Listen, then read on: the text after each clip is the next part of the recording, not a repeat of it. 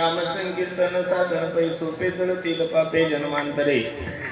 नलगती साया सजा विवनांतरा सुखे तो घरा नारायण ठाईच बैसोनी करा एक चित्त आवडे अनंत आळवावा रामकृष्ण हरी विठ्ठल केशवा मंत्र हा जपावा सर्व काळ या विनानिक सता साधन वाहतसे आनंदोबाची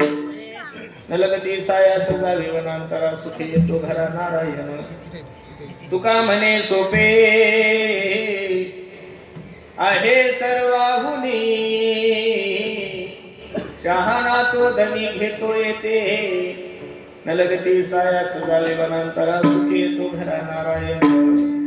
योंत प्रविश मम वाच मिमां प्रसुतां संजीवयति किल शक्तिधर स्वदाम नाम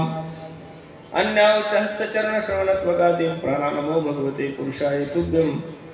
पांडुरंगा करू प्रथम नमन दुसरे चरणा संताची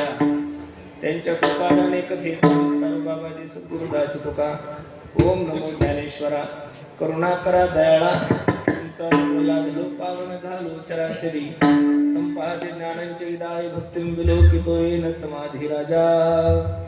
वैराग्यवंतं सुविचारयुक्तं नमामि जोगं शिरसा कुरुंतं नमो सद्गुरु तुकया ज्ञानदीपा नमो सद्गुरु सच्चिदानंद रूपा नमो सद्गुरु भक्त कल्याण मूर्ती नमो सद्गुरु भास्करा पूर्ण कीर्ती काय माझी वाणी मानेल संताचे रंग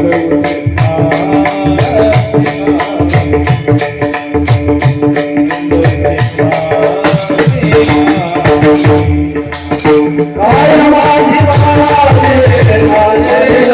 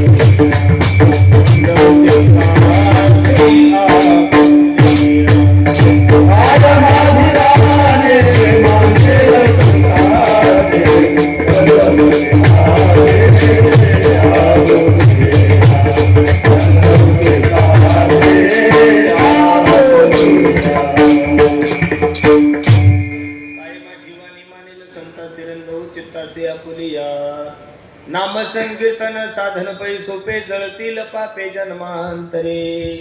न लगती सायास प्रबल कमी करायचा न लगती सायास जावे वनांतर सुखे तो घरा नारायण प्रसूत प्राप्त प्रसंगी प्राप्त वेळी चिंतन रूपी सेवेसाठी जो निवडलेला अभंग आहे हा जगद्गुरु जगतमान्य देवाचे सुप्रसिद्ध साधू वैराग्याचे महान रक्षण तुकोबराय यांचा हा सर्वांच्या पाठातला दररोज नित्य पाठातला हा अभंग आहे। या अभंगामध्ये माझे जगद्गुरु तुकोबराय नाम साधनेचं महत्व तुम्हाला आणि मला सांगत आहेत। अभंगावर काही चिंतन करण्यापूर्वी अभंगाचा प्रतिपाद्य विषय तुम्हाला सर्व मायबापा समोर ठेवण्यापूर्वी थोडासा परिहार द्यायचा तो असा भव्य दिव्य स्वरूपाचा चालू असला आपला हा अखंड हरिनाम सप्ताह तथा दुग्ध शर्करा योग म्हणजे श्रीमद भागवत कथा ज्ञानेश्वरी 16 ज्ञानेश्वरी पारायण काय कारणानं आहे काय निमित्तानं आहे आपल्या सर्व मंडळीला ज्ञात जरी असलं तरी सांगण्यासाठी तुम्हाला खूप दुरून बोलवलंय बरोबर आहे की नाही। चातुर्मासाच्या समाप्ती निमित्त फिरताना वेळी सप्ताह आहे आपला बरोबर आहे की नाही आणि त्या निमित्त तुम्हाला सर्व मायबापाच्या दर्शनाचा योग माझ्या जीवनामध्ये प्राप्त झाला। अगदी थोड्या वेळामध्ये या अभंगाची भूमिका मला तुम्हाला सर्व मंडळी समोर ठेवायची। कीर्तनाचा पहिला दिवस आहे। बहुतांशी कीर्तनकार पहिला दिवस घेतच नाही महाराज। पहिला दिवस म्हणजे लोकांना थोडं वाटतं की आपल्या प्रतिष्ठेचा विषय काही म्हणतात लोक नसतात तसं काही नाही। मला तर कोणताही दिवस गेला तर काहीच होतच नाही महाराज, बरोबर आहे का नाही? पहिलाही दिवस गेला तरी कीर्तनच करायचं, आणि 7वा दिला तरी काय करायचंय?